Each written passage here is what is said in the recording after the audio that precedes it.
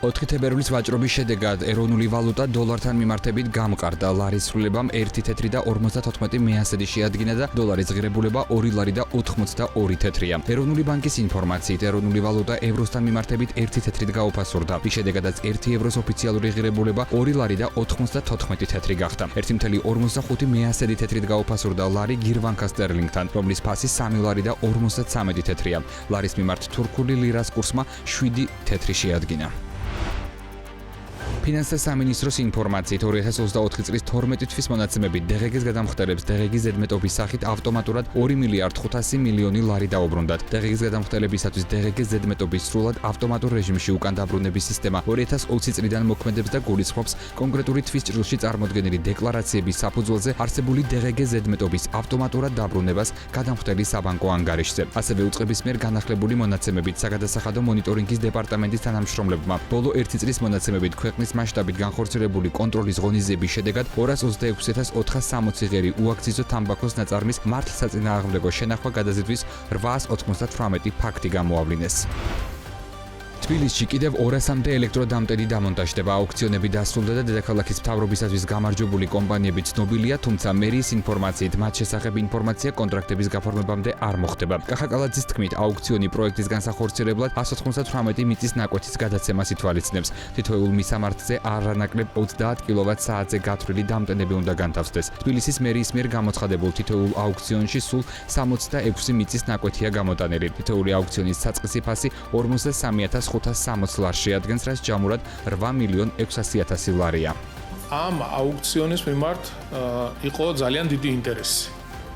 ბევრმა კომპანიამ მიიღო მონაწილეობა, ძალიან დიდი კონკურენცია იყო, ყავს გამარჯვებული კომპანიები ვალდებულები არიან ხელშეკრულების გაფორმებიდან 8 თვის ვადაში საკუთარი ხარჯით უზრუნველყონ თითოეულ ლოკაციაზე ელექტრომობილის სწრაფად დასამუხტი ჭკვიანი აპარატის განთავსება და შემდგომი 10 წლის განმავლობაში მათი უწყვეტი ფუნქციონირება უზრუნველყო. რამდენიმე ლოტად იყო გამოცხადებული აღნიშნული აუქციონი და ყველა ლოტზე შედგა ძალიან დიდი კონკურენცია და გამოვლინდა გამარჯვებული კომპანიები, რომლებიც ვალდებულები არიან, რომ სწრაფი დამტენები გააყენონ დედაქალაქში. საყოფაცხოვრებო ნარჩენების ალტერნატიული პოლიგონისთვის თბილისის მერიას ადგილი ჯერ არ შეურჩევია. პოლიგონის მოწყობისთვის კვლევების პირველი ეტაპი დასრულდა, თუმცა, როგორც კახაკალაძე ამბობს, საყოფაცხოვრებო ნარჩენების ალტერნატიული პოლიგონისთვის ტერიტორიის მოძიება გრძელდება. მისი განცხადებით, მერია თბილისის შემოგარენში 50 კილომეტრ რადიუსში რამდენიმე ლოკაცია შეისწავლის, თუ სად შეიძლება აღნიშნული პროექტის განხორციელება. დედაქალაქში შეგროვილი ნარჩენებისთვის პოლიგონი დიდლილოში 15 წლის წინ მოეწყო, სადაც გასული წლის მონაცემებით თბილისიდან 24 საათში საშუალოდ 1350 ტონა ნარჩენი იყრება. შერჩეული არის უკვე რამდენიმე ლოკაცია და უკვე ვიწყებთ დეტალურ შესწავლას კონკრეტული ადგილების თუ სად შეიძლება აღნიშნული პროექტის განხორციელება და გადატანა. იმიტომ რომ იქ სადაც საცხოვრებელი ადგილია და ძალიან ახლოა დაშორება, ეს უდიდეს პრობლემას წარმოადგენს. თუმცა აქვე უნდა აღინიშნოს ის, რომ ჩვენ მუშაობთ ევროპის რეკონსტრუქცია და განვითარების ბანკთან, ჩართულია მათი სპეციალისტები, თანამშრომლები და პირველი რასაც გავაკეთებთ, იქ არსებული მდგომარეობის მოწესრიგება და სიტუაციის გამოსწორება. მაჟური წყლები, რომელიც ასევე ძალიან დიდ პრობლემას წარმოადგენს, ჩაედინება ერთ-ერთ არხში, აქვს ძალიან ცუდი სუნი, შემაწუხებელი მცხოვრები ადამიანებისთვის. ეს ყველაფერი უნდა იქნეს პროექტის სახით განხორციელებული. ჯანმრთელობის დაზღვევა ერთ-ერთი სადაზღვეო მომსახურება იყო, რომელიც მიმდინარე წლის დასაწყისში მოქალაქეებს გაუძვირდათ. იანვარში წლიურ ჭრილში სამედიცინო დაზღვევა საშუალოდ 13%-ით იყო გაძვირებული. როგორც სადაზღვეო კომპანიებში აცხადებენ, ამ მიმართულებით ფასების ზრდის განმაპირობებელი ორი ძირითადი კომპონენტია: გაძვირებული სამედიცინო სერვისები და მომხმარებლის მხრიდან სადაზღვეო პროდუქტების გაზრდილი მოხმარება. კომპანიების ნაწილში ელია, რომ უკვე მიმდინარე წლის განმავლობაში ჯანმრთელობის დაზღვევის პოლისები საშუალოდ დამატებით 10-12%-ით გაძვირდება. ამბულატორიული სერვისი, სტაციონარული სერვისი, მედიკამენტებზე მოთხოვნა ძირითადად ორი ფაქტორი. ამ სერვისებზე და პროდუქციაზე, ვთქვათ, მედიკამენტებზე გულისხმობ ფასების ზრდა და მეორე არის მოხმარება. შეიძლება ფასები იგივე დარჩეს, მაგრამ თუ მოხმარება გაიზარდა, ანუ ადამიანები თუ უფრო მეტად ეყენებენ ერთი და იგივე პირობებში სერვისს, ავტომატურად იზრდება მოხმარება, შესაბამისად ეწევა ფასიც. აქედან გონდა რა იმ ორი, ასე ვთქვათ, ფაქტორის თანხმედრა იწვევს ხოლმე გარკვეულ მოდიფიკაციას. წელევანდელი ტრენდს, რაც ჩვენ უყურებთ და რაც ჩვენი რისკ მენეჯმენტი რაც აკეთებს, არის დაახლოებით 10-12%-იანი ზრდა, მეტ მოლოდინები ჯერჯერობით არ არსებობს, თუ რაიმე დრამატული ცვლილება არ იქნება განსაკუთრებით რეგულაციის კუთხით. სადაზღვეო ბაზრის წარმომადგენლები ამბობენ, რომ დაზღვევის მომსახურების გაძვირებას ჯანდაცვის სექტორში არსებული დღევანდელი პოლიტიკაც განაპირობებს. მათ შორის სამედიცინო სერვისების დაფინანსების სისტემა DRG, რომელიც თავის მხრივ კლინიკების მიერ სადაზღვეო კომპანიებისთვის მიწოდებული სერვისების გაძვირებას იწვევს. ეს კი იმ ფონზე, როდესაც კერძო სამედიცინო დაზღვევით მოსარგებლეთა რაოდენობა ნელი ტემპით იზრდება. 2024 წლის მესამე კვარტლის მდგომარეობით წლიურად ამ მიმართულებით დაზღვეულთა რაოდენობა მხოლოდ 25,000-ით იყო გაზრდილი. DRG-ის შემოღებამ საყოველთაო ჯანდაცვის ფასები ძალიან დაპრესა, დაწურა, ოპტიმიზაცია გაუკეთა, მაგრამ სანაცვლოდ სადაზღვეო ფასები გააძვირეს კლინიკებმა.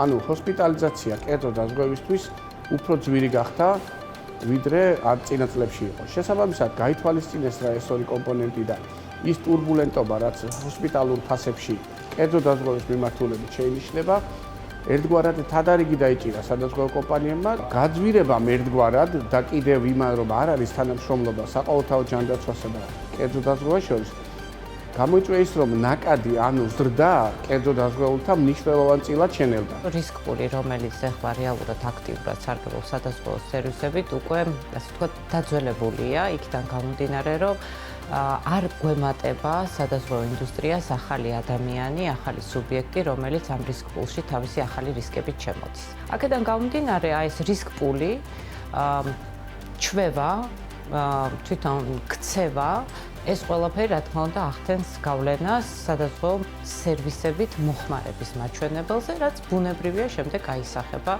ფასში. კიდევ უფრო მკვეთრად, საშუალოდ 20-25%-ითაა გაძვირებული ავტოდაზღვევა. ამ მიმართულებით სადაზღვეო პოლისებზე ფასების ზრდის მთავარი მიზეზი გაძვირებული ავტომომსახურება და ზარალიანობაა. კერძო სექტორი ელის, რომ ამ მიმართულებით ფასების ზრდა წელსაც გაგრძელდება. კიდევ ერთი ფაქტორი, რის გამოც მომხმარებელს ავტოდაზღვევა უძვირდება, ეგრეთ წოდებული ფროდები, ანუ თაღლითური სქემებია, რომლის კონტროლის საშუალებაც თავად სადაზღვეო კომპანიებს არ აქვთ. ავტონაწილებზე ფასები 10%-ით არ გაზრდილა, ხანდახან 200-300%-ით არის გაზრდილი და ავტომატურად საზღვაო კომპანია იმ კონკრეტულ ავტონაწილს ანაზღაურებს, ან იმ სერვისს ყიდულობს, მაგალითად სამღებრო სამუშაოს და ეს გაზრდილია 200%-ით პირობითად, მან მოახდინოს ამაზე რეაგირება. შარშან ჩვენ შემთხვევაში დაახლოებით 20%-იც კი იყო საშუალო გაძვირება, 18-20% იყო არდის შემთხვევაში და ბაზარიც დაახლოებით ამ ტიპის გაძვირებას მიყვება ავტოდაზღვეულ შემთხვევაში და წელსაც მეტნაკლებად ტემპი შემცირდეს, მაგალითად საშუალოდ 15% იყოს ან 16%, მაგრამ მაინც ზრდა იქნება, იმიტომ რომ ავტოდაზღვევის ზარალიანობა სანამ ფორმაში არ ჩადგება, ცხადია დინამიკა არ შემცირდება. საკმაოდ ბევრი არის ეგრეთ წოდებული ფროდების მცდელობები მოსახლეობის მხრიდან, რომელსაც ბევრ ინფორმაციაზე მიუწვდომლობის გამო იძულებულია, რომ სადაზღვეო ინდუსტრია გადაიხადოს. მაგალითად, ძალიან კარგი იქნებოდა თუ ქუჩების კამერების მისაწვდომობა, იგივე თქვა 112-ის კამერები, ან სხვა ასეთი ინფორმაცია მიწვდომადი გახდებოდა შესაბამის შემთხვევებში და პერსონალური ინფორმაციის დათვით სადაზღვეო კომპანიებისთვის, ეს გამორიცხავდა ფროდების გადახდის შესაძლებლობას სადაზღვეო კომპანიებისთვის.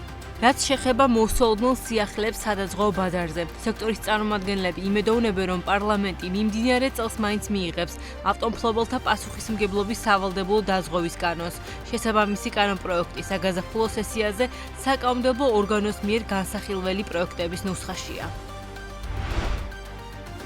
ქვეყანაში მზის ელექტროსადგურების მშენებლობა შესაძლოა შეფერხდეს. სემეკი მიკროსიმძლავრის მზის ელექტროსადგურებისთვის ენერგო პრო ჯორჯიას ქსელში დადგმული სიმძლავრის 500 კილოვატ-საათიდან 100 კილოვატ-საათამდე შემცირებას მსჯელობს, რასაც იმ არგუმენტით ხსნის, რომ ნეტო აღრიცხვის პროექტმა განვითარების პიკს მიაღწია. შეივსო 14%-იანი ზღვარი, ეს სადგურები კი გამანაწილებელ ქსელებში გარკვეულ პრობლემებს ქმნიან. გარდა ამისა, ირკვევა, რომ მარეგულირებელი 100 მეგავატის სიმძლავრის მზის სადგურებისთვის ვირტუალური სქემის გაუქმებას გეგმავს, რაც ნიშნავს, რომ თუ აქამდე ერთ წერტილში ხდებოდა მზის ენერგიის გამომუშავება, დამუშავება მას სხვა წერტილში ვეღარ ჩაითვლიდა. კომპანია Shine Energy-ს დამფუძნებელი ნინო გედელია საქმის კურსთან ინტერვიუში ამბობს, რომ თუ სემეკი ამ გადაწყვეტილებას მიიღებს, ეს ნიშნავს, რომ მზის პროექტები შეფერხდება, რადგან აქამდე 90% სწორედ ვირტუალური მზის ელექტროსადგურების პროექტები შენდებოდა.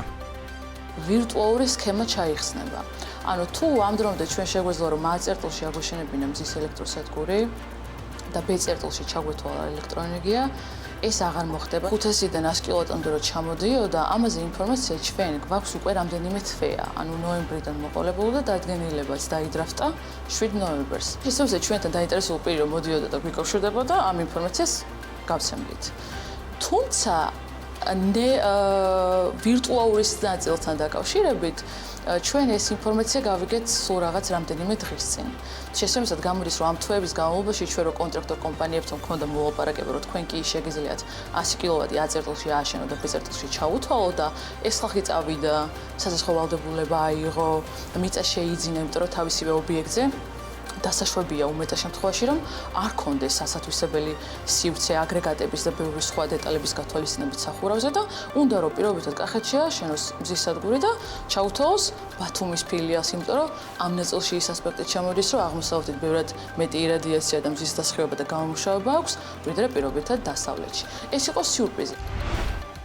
ქართული ოცნების პარლამენტმა დაჩქარებული წესით პირველი მოსმენით მიიღო შეკრებისა და მანიფესტაციის შესახებ კანონში ცვლილებები, რომლის თანახმად კანონში ჩნდება სპონტანური აქციის ცნება და მსგავსი შეკრების შესატარებლად სავალდებულო ხდება მუნიციპალიტეტის წინასწარ გაფრთხილება. კანონპროექტის თანახმად სპონტანური შეკრება მანიფესტაცია არის ისეთი შეკრება ან მანიფესტაცია, რომელიც დაუგეგმავად დაუყოვნებლივ იმართება მნიშვნელოვანი საზოგადოებრივი მოვლენის გამო და რომლის წინასწარ გათვალისწინება შეუძლებელი იყო. მსგავსი ანუ სპონტანური აქციის წინასწარი გაფრთხილების ვალდებულება აქვს შეკრების ორგანიზატორს, რომელიც საკანონმდებლო ცვლილებების თანახმად არის შეკრების ან მანიფესტაციის ინიციატორი, აგრეთვე პირი, რომელიც ხელმძღვანელობს ან და სხვაგვარად ორგანიზებას უწევს შეკრების ან მანიფესტაციის ჩატარებას. განცხადება წარმოდგენილ უნდა იქნეს დაუყოვნებლივ გონივრულ ვადაში, მას შემდეგ, რაც შეკრების ან მანიფესტაციის ორგანიზაციისა და ჩატარებისთვის პასუხისმგებელი პირისთვის ცნობილი გახდება სპონტანური შეკრების მანიფესტაციის ორგანიზების ჩატარების შესახებ ინფორმაცია. ასეთ შემთხვევაში მუნიციპალიტეტის მიერ შეიძლება განისაზღვროს გაფრთხილების შეტანის განსხვავებული ფორმა და წესი. წერია ცვლილებების პროექტში, მაგრამ ბუნდოვანია რა შეიძლება ჩაითვალოს გონივრულ ვადად. ამასთან გაფრთხილებაში უნდა აღენიშნოს შეკრების ან მანიფესტაციის ფორმა, მიზანი,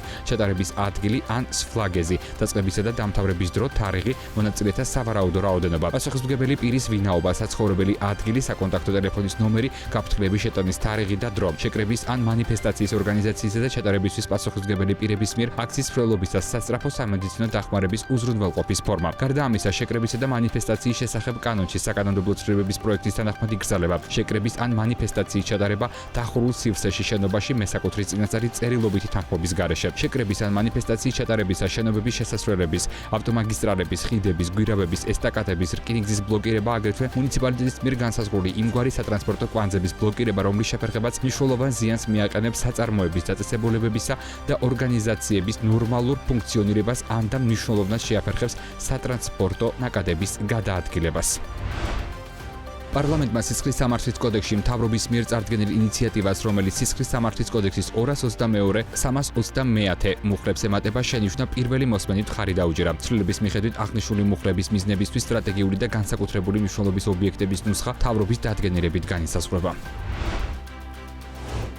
ქართული ოცნება უკვე ინიცირებული კანონების გარდა გეგმავს უახლოეს 2-3 თვეში რამდენიმე კანონის მიღებას, მათ შორის ერთ-ერთი მამუკა მდინარაძის თქმით, ფარას იდენტური კანონის მიღების შემთხვევაში გაუქმდება გამჭვირვალობის ეგრეთ წოდებული რუსული კანონის არსებული რედაქცია. ფრაქცია ქართული ოცნების თავმჯდომარის განცხადებით, მმართველი გუნდი 6 თებერვლიდან იწყებს მუშაობას და მალე დაინიცირდება მედიის კანონი, რომელსაც ბრიტანული მოდელისა და კანონმდებლობის შესაბამისად მიიღებენ.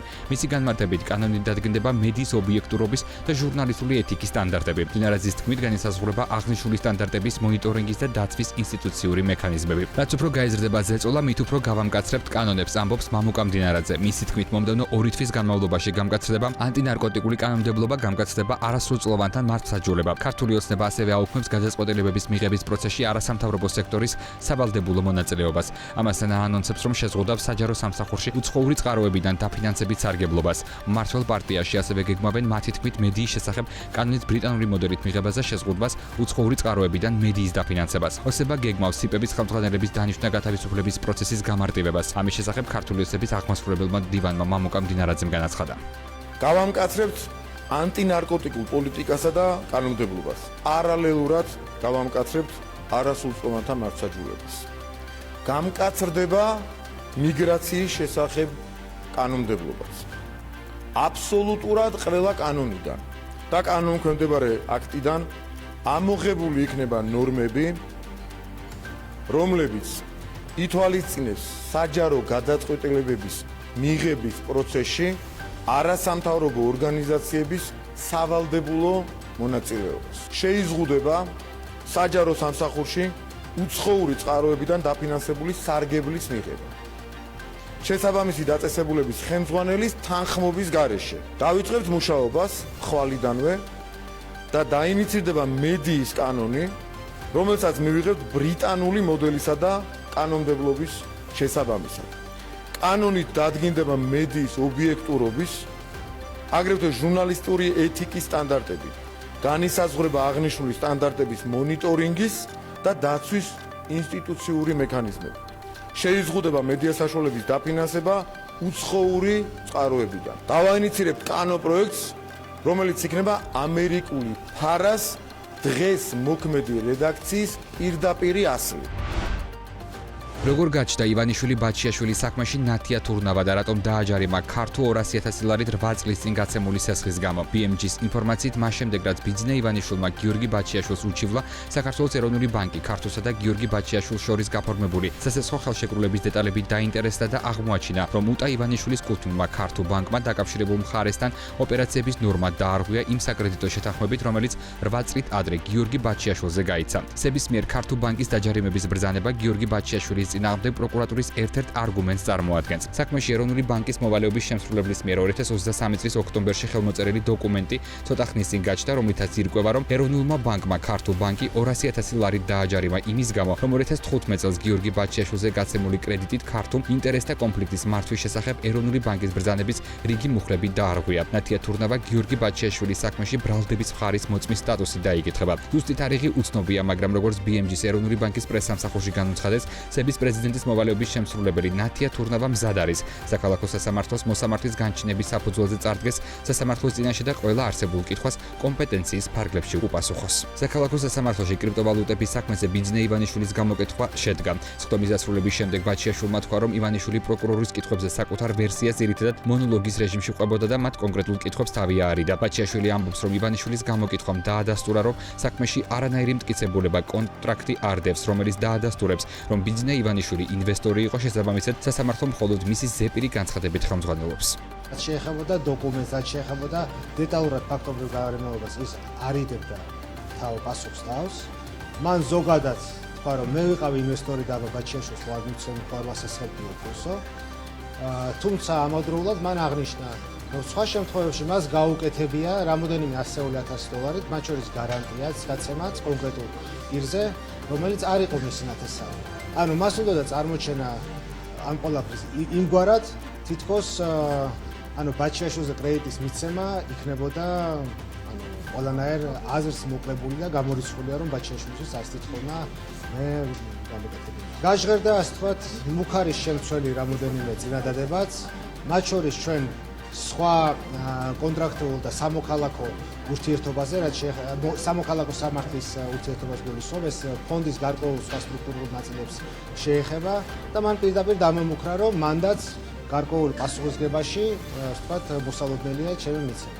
ამის უკვე არ მეშინიებდom, რომ ეს უკვე მესამე, ასე ვთქვათ, შემთხვევა იქნება, როდესაც სამოქალაქო საკითხი იხილება სისხლის სამართლის კუთხით ივანიშვილის დავალებით.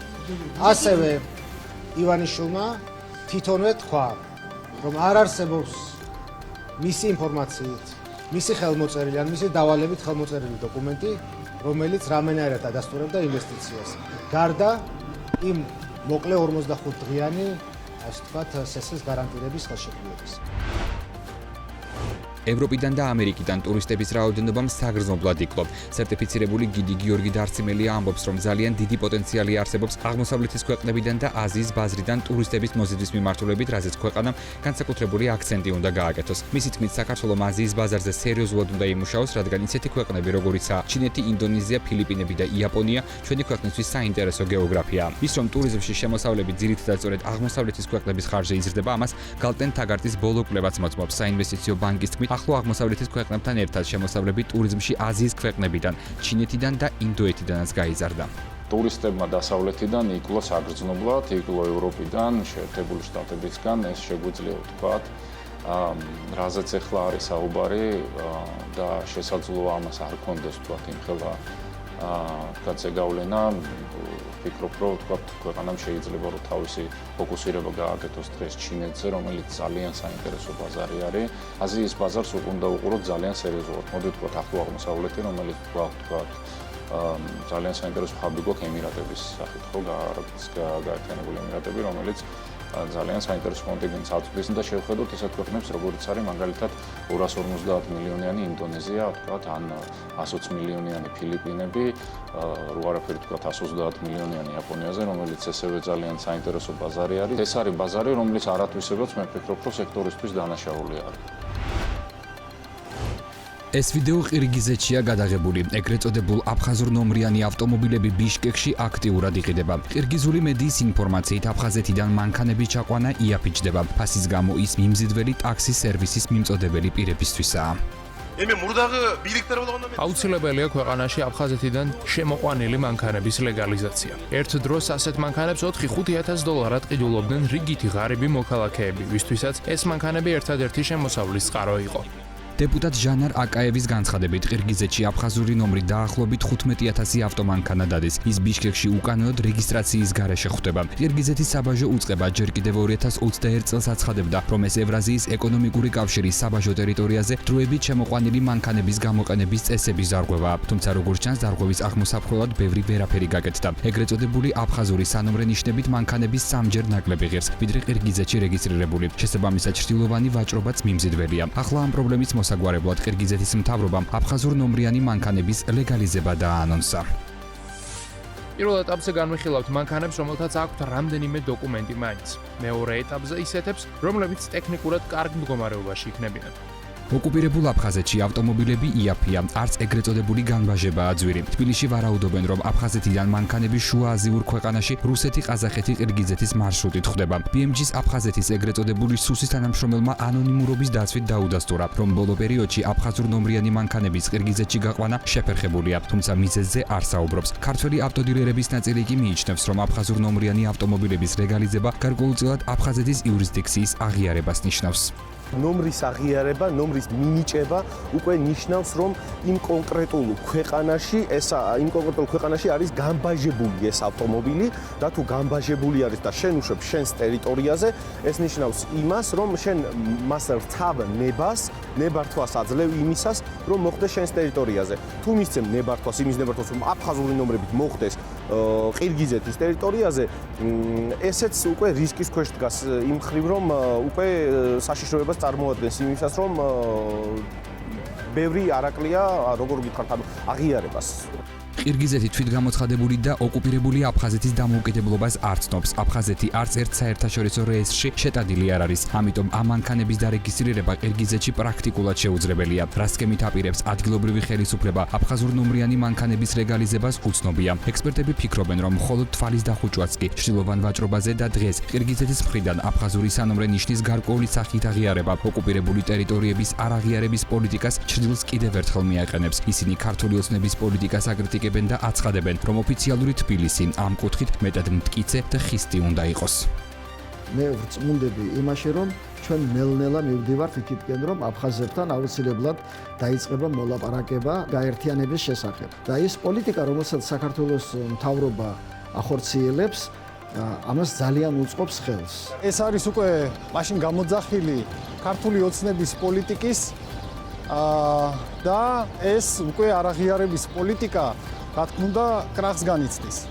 ეს იმას ნიშნავს, რომ ფაქტიურად ქართული ოცნების ხელისუფლება ჩვენ რუსეთთან გვტოვებს ერთ-ერთზე. რაც საფრთხე ემუქრება ჩვენ ქვეყანას. ამ ფონზე, რა თქმა უნდა, პირიქით უნდა იყოს სტრატეგიული პარტნიორების ჩართულობა, ინფორმირება, თუმცა ჩვენ ხედავთ, რომ დე-ფაქტო ხელისუფლება პირიქით აფუჭებს ურთიერთობას ჩვენ სტრატეგიულ პარტნიორებთან და ეს იმის მანიშნებელი არის, რომ ფაქტიურად უკვე ამათ მიყავს ჩვენი ქვეყანა რუსეთისკენ. რუსეთი აგრძელებს, რა თქმა უნდა, ანექსიას უკვე არა მარტო ოკუპირებული ტერიტორიების, არამედ სრულად საქართველოსი. BMG-მ საკითხით საგარეო საქმეთა სამინისტროს მიმართა მაგა ბოჭორიშვილის გუნდი ოკუპაციაზე დასმულ კითხვებს ისევ არ პასუხობს. სემეკი როგორც მელიორაციის სექტორის მარეგულირებელი ფერმერებისთვის მოხმარებული წყლის საფასურს მიმდინარე წლის ბოლომდე განსაზღვრავს. უკვე დამტკიცებულია საქართველოს მელიორაციის აღრიცხვის სისტემის გამრიცხველიანების გეგმა, რომლის ფარგლებში აღირიცხება როგორც არაპირდაპირი, ისე პირდაპირი მომხმარებლების მიერ მოხმარებული წყლის რესურსი, რომელიც საფუძვლად დაედება მელიორაციის სექტორში ახალ სატარიფო გაანგარიშებას. მიმდინარე წელი არის სატარიფო რეგულირების წელი. თუმცა კომისიას ამ პრინციპების, ასე ვთქვათ, დაზუსტების და გამოვლენის კუთხით კიდე წლის ბოლომდე აქვს დრო. შესაბამისად ამ ეტაპზე მელიორაციის კომპანიამ ამის პირველი საირიგაციო წელი, რადგანაც გაიარა და კომისიის მიერ მომზადებული სხვადასხვა ანგარიშგების ფორმების დაცვით მოხდა ამ ინფორმაციის კომისიისთვის მიწოდება. ჯერ მოხდება უпростоრეთ ამ მიწოდება. ამ ინფორმაციაზე დაყრდნობით უკვე კომისია შეძლებს კონკრეტულ ორიენტირს წინასწარ ამის თქმა შეუძლებელია, იმიტომ რომ აქამდე ეს რეგულაცია არ მიმდინარეობდა და არ ხდებოდა აღრიცხვა კომისიის მიერ დადგენილი სტანდარტებით, შესაბამისად კომისია ვერ შეძლებდა იქ განესაზღვრა თუ რა ტარიფები შეიძლება არსებობდეს. თუმცა მიწოდების და მოხმარების წესი ითვალისწინებს, სანამ კომისია დაამტკიცებს ამ მეთოდოლოგიის საფუძველზე ახალ ტარიფებს, მანამდე თვითონ მელიორაცია განსაზღვრავს ამ მომსახურების საფასურს. საქართველო დაინტერესებულია თანამშრომლობის განვითარებით ინვესტიციების მოზიდვის კუთხით და მიესალმება ყაზახ ინვესტორებს, ამბობს ირაკლი კობახიძე ყაზახ კოლეგასთან შეხვედრის შემდეგ. კობახიძე ყაზახეთში ოფიციალური ვიზიტით იმყოფება და მისი შეფასებით ყაზახური ბაზარი მიმდიდველია ქართველი ექსპორტიორებისთვის. ირაკლი კობახიძის განცხადებით, ორმხრივი სავაჭრო ბრუნვის მოცულობა ხასიათდება ზრდის ტენდენციებით. ყაზახური ბაზარი მისი თქმით მიმდიდველია ქართველი ექსპორტიორებისთვის. ჩვენ მზად ვართ ხელი შევუწყოთ ქართული აგროსასურსათო პროდუქტების ექსპორტს ყაზახეთში, ასევე წავახალისოთ ინვესტიციები აგროსასურსათო სექტორში. განაცხადა კობახიძემ. სტატისტიკის მიხედვით ბოლო წლებში საქართველო-ყაზახეთის ეკონომიკური ურთიერთობა განსაკუთრებით ვაჭრობის მიმართულებით განვითარდა, რაც ძირითადად ავტომობილების რეექსპორტის ზრდით არის განპირობებული. უნდა აღინიშნოს, რომ ყაზახეთიდან ფულადი გზავნილებიც მათ შორის გააქტიურებული ავტო რეექსპორტის პირობებში გაიზარდა.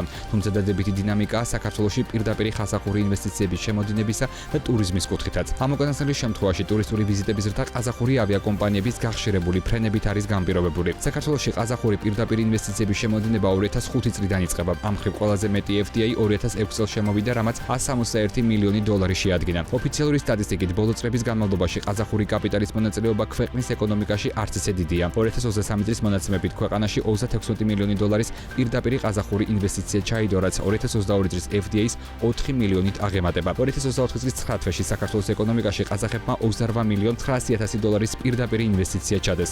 2024 წლის FDI-ს ჯამურ მაჩვენებელ საქსტატი მარტში გამოაქვეყნებს. ყაზახეთის საქართველოს ეკონომიკური გაერთიანების დაკვეთით TBC კაპიტალის მიერ მომზადებული მიმოხილვის მიხედვით, უკანასკნელი აწლეულის განმავლობაში ყაზახეთიდან საქართველოში ყველაზე მნიშვნელოვანი პირდაპირი ინვესტიციების მიმღები საფინანსო სექტორი იყო. პირდაპირი ინვესტიციები ყაზახეთიდან ამ სექტორის გარდა შემდეგ სექტორებზე ნაწილდება: მშენებლობა, ჰორეკა, ტრანსპორტირება, უძრავი ქონება და სხვა. საქართველო-ყაზახეთს შორის საქონლით ვაჭრობა 2020 წლამდე არასტაბილური იყო, თუმცა ამ წლის შემდეგ ვაჭრობაში დადებითი დინამიკა გამოიკვეთა. ექსპორტ-იმპორტის მაჩვენებელი განსაკუთრებით გაიზარდა რუსეთ-უკრაინის ომის შემდეგ, რაც სატრანსპორტო ლოგისტიკური ხაზების შუა დერეფანზე გადმომისამართებით აიხსნება. შედეგად 2022 წელს ქვეყნების სავაჭრო ბრუნვამ 922 მილიონი დოლარი შეადგინა. საქართველოსთან ყაზახეთში გაზრდილი ექსპორტის მიზეზი მსუბუქი ავტომობილების გაზრდილი რეექსპორტია. სწორედ ამ პროდუქტზე მოდის საქართველოსთან ყაზახეთში გადადნილი საქონლის დიდი ნაწილი. ქვეყნის სავაჭრო ბრუნვაში ექსპორტზე 93% მოდის. გასულ წელს საქართველოსთან ყაზახეთში გადადნილი საქონლის ღირებულებამ 860 მილიონი დოლარი შეადგინა. სავაჭრო ბრუნვაში იმპორტს მცირე ადგილი უკავია, თუმცა 2024 წელს ყაზახეთიდან საქონლის შეძენის მაჩვენებელი თითქმის გაორმაგებულია. მოსაწყობია. გასულ წელს საქართველოს ცენტრალური აზიის ქვეყნიდან 62 მილიონი დოლარის ღირებულების საქონელი იყიდა, რაც